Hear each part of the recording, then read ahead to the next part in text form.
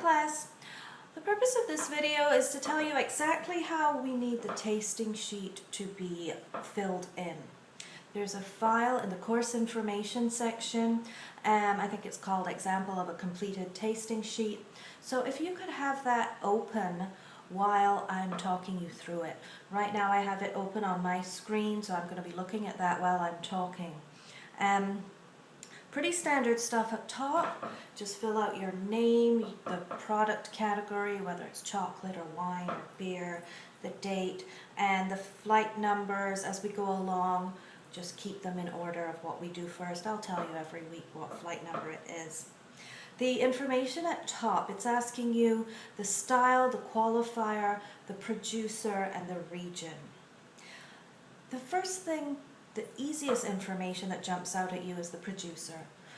The producer is simply what's the brand name, who made this product. If it was beer, maybe it's Sam Adams. If it's wine, maybe it's Kendall Jackson. So in our examples in front of us, for the chocolate, it's made by Lindt. The wine by Oyster Bay. The whiskey is Jack Daniels. The next easiest thing to find out is where it's from. So standard stuff, it's from France, it's from Maine. Sometimes with wine we do get a bit more specific with location, but don't worry about that for now. The other question they're asking is qualifier. Qualifier is any additional information that might be helpful to know.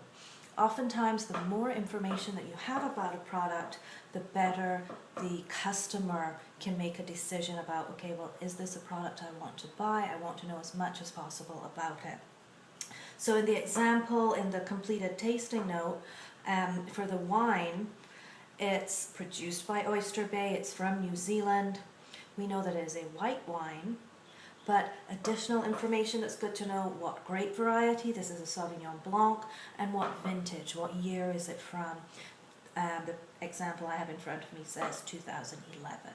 So if you first figure out the producer, where it is from, the other information is probably going to be qualifying information.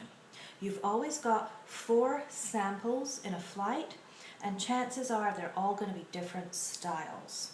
So the chocolate will probably have white chocolate, milk chocolate, and 2 different levels of dark chocolate. With the ale, maybe we are going to have a domestic craft ale, we're going to have a stout or a porter or some kind of flavored ale. So the style, the very first line, probably going to be a different thing for all 4 of your samples. The first box down is simply asking you, what does this product look like? You'll notice in brackets after appearance, it's telling you what you have to write in the box. You're going to talk about the color. Not just it's brown, try and be a bit more descriptive of it. I'd sometimes put 2 colors together, like a yellow-brown is a bit more descriptive than just saying brown, or maybe it's a deep dark brown. String a few words together and chances are it will be a better, richer description, which is what we're looking for. So color is obvious. Clarity. Can you see through it? Is it clear? Or can you not see through it, in which case we call that opaque?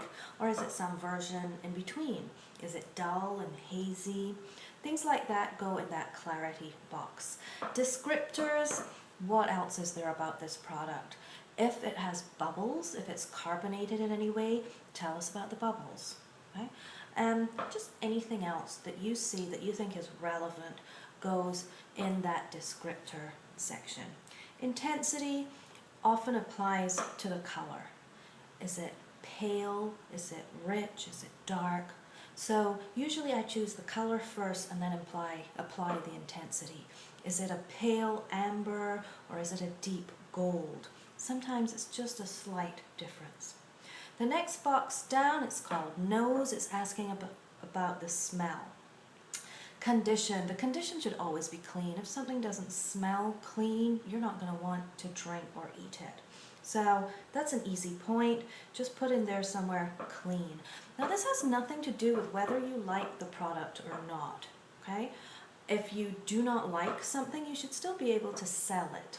So we're trying to put a positive spin on the product. So these are always going to be clean. It's not unclean just because it doesn't smell like something you like. Something unclean would be maybe something that has a harsh chemical smell, or maybe a wine that has gone off. So try not to drink those things anyway. So descriptors for the nose. That's just asking, what does this smell like? In the example in front of you, I've got the chocolate as smelling a hint of coffee, strong roasted nuts, or a slight char. These are just things I've pulled out of thin air. I haven't actually sat down and smelt this chocolate. I just wanted to give you an example. So you'll notice that I don't just say, oh, it smells like coffee, it smells like nuts, it smells like smoke. I give intensity. Okay? If you say to someone, oh, this beverage tastes or smells like licorice, and they think, ew, I don't like licorice, I'm not going to have that. Meanwhile, it really only just had a tiny little bit of licorice that they probably wouldn't even have noticed. So it's important to tell people, does this have a lot of something or a little bit of something? That's what we mean by intensity. The next box down is asking us what's going on in the mouth. So two things we've got to consider there: the taste and the mouthfeel.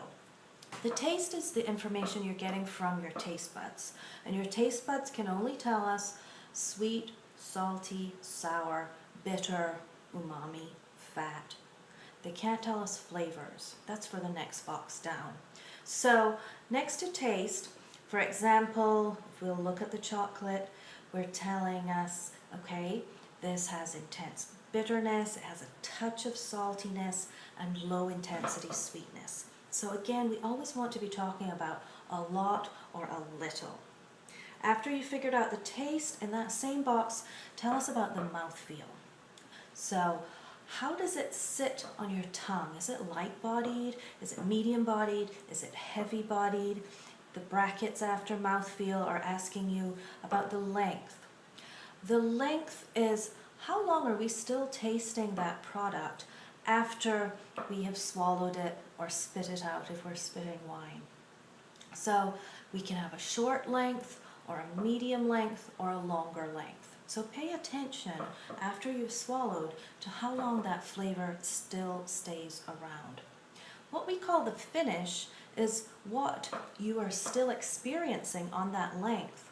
Sometimes a flavor that wasn't necessarily strong when we originally tried the beverage, on the length it will persist, like a strong persistence of apple on a medium plus length.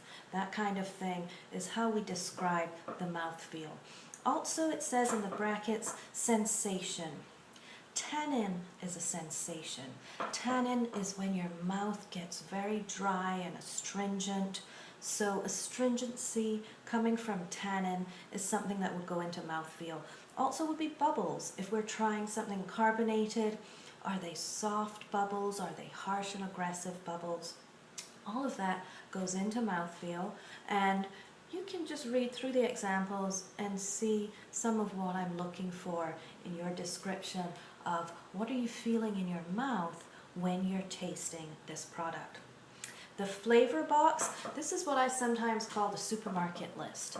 It's like, what are all the things that this tastes like? If it tastes like strawberries and cherries and raspberries and nectarines and earth and vegetables and leather, all of those things go in that flavor box and not in the taste box. So again, we have the intensity. You've got to tell us a little bit or a lot. Finally, we have the conclusion box, and every week it's going to be a different thing in that conclusion box. Most of the time it's going to be a food pairing. Okay? So I've got two examples of food pairings here for the beer and for the wine.